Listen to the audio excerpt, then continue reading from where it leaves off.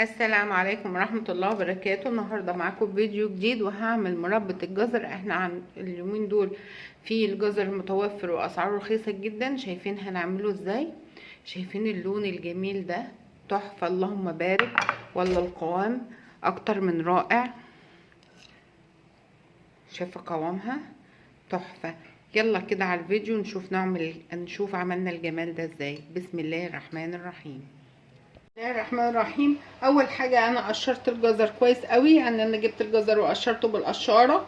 بعد كده هحطه في الحله عشان اسلقه.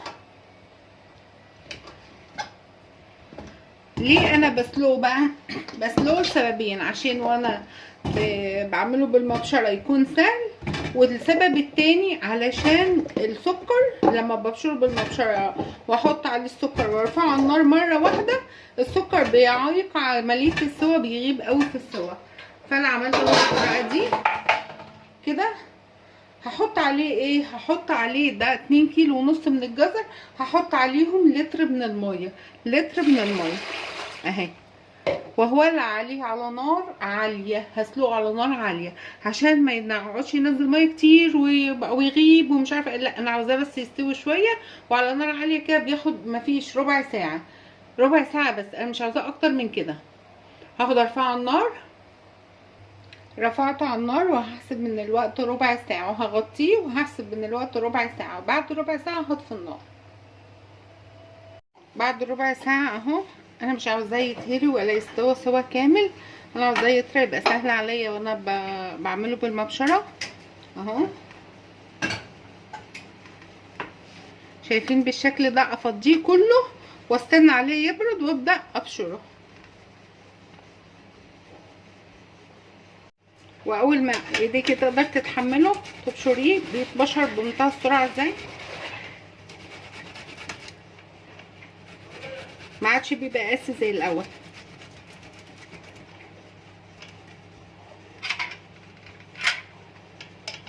شايفه؟ اخلص بقى كل الكميه دي وارجع لكم تاني.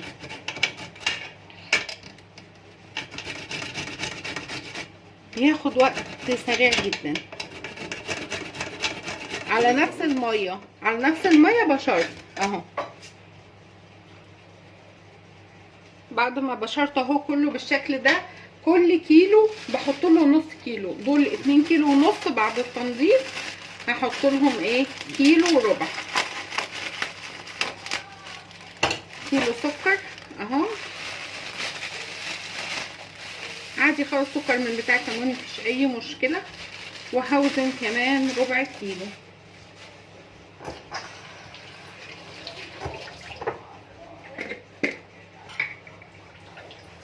ربع كيلو اهو. تمام. عليهم كمان ايه؟ عليهم كمان المنكهات اللي هي ايه؟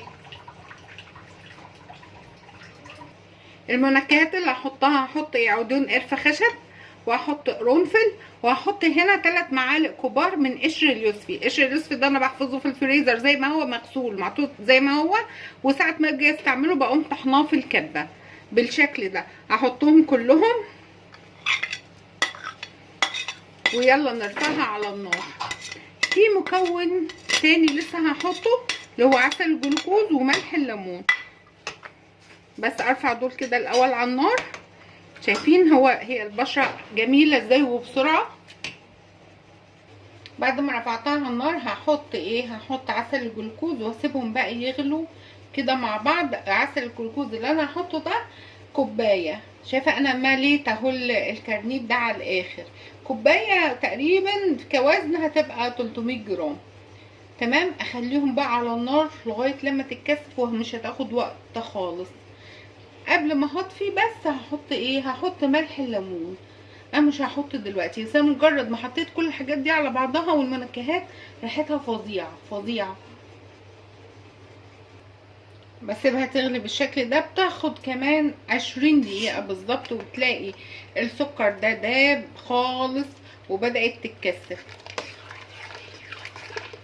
اول ما هاجي ان هي خلاص هقفل عليها، هضيف ملح الليمون واوريها لكم. هي لونها تحفه، هي الكاميرا ظلماها. شايفين لونها؟ ما شاء الله اللهم بارك. اهي ما شاء الله تبارك الله، شايفين لونها تحفة وقوامها جميل جدا ازاي، ما شاء الله تبارك الله. عود القرفة الجميل ده عطيها ريحة ونكهة طعم حلو قوي، هو وقشر اليوسفي.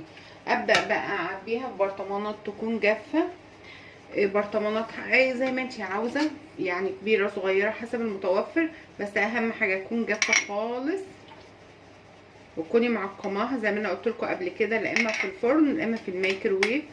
شايفين ما شاء الله اللهم بارك، شايفين الجمال. اتمنى ان الوصفه دي تكون عجبتكم لايك وشير وتفعيل الجرس عشان يوصلك كل جديد. نتقابل في وصفه تانية باذن الله، والسلام عليكم ورحمه الله وبركاته.